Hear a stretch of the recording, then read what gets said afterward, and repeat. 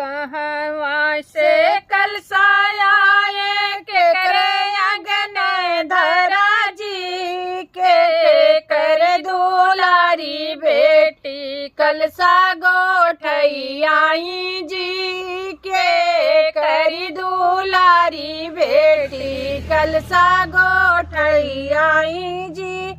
कोहरा घर से कलसाया ये भैया अंगना धरा जी बाबा के दुलारी बेटी कलसा गोठई आई जी बाबा के दुलारी बेटी कलसा गोठई आई जी।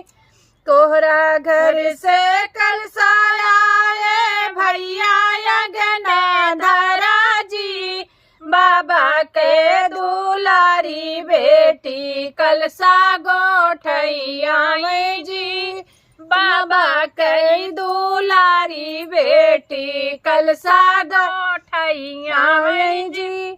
कहाँ गए भैया राजा कहाँ गई भौजाई जी नेग के समैया भैया मतरा चतुराई जी नेग के समैया भैया जिनका चतुराई जी।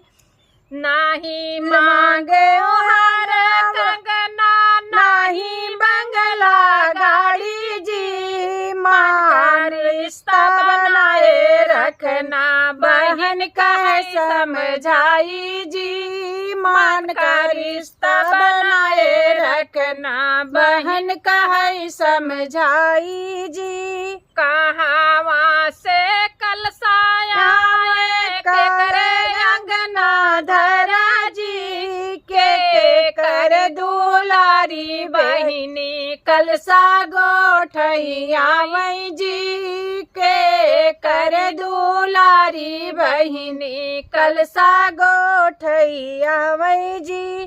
कोहरा घर से कलसाया बाबा अंगने धरा जी भैया कई दुलारी बहनी कलसा गोठई आवई जी भैया के दुलारी बहनी कलसा गोठई आवई जी भैया के दुलारी बहनी कलसा गोठई आवई जी।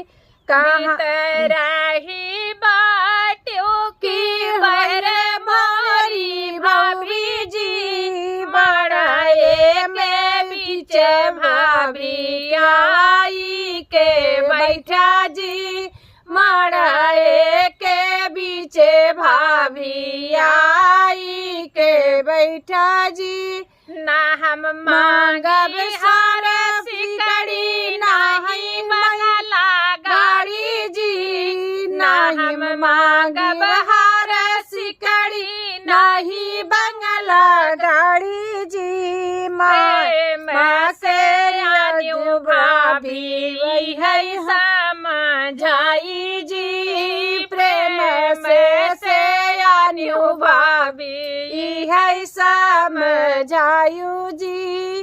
बना रहा नैहरे में भैया भतीजा जी बना रहा नैहरे में भैया भतीजा जी नित करा बियाह भाभी है आई जी नित करा बियाह भाभी ने गले आई जी।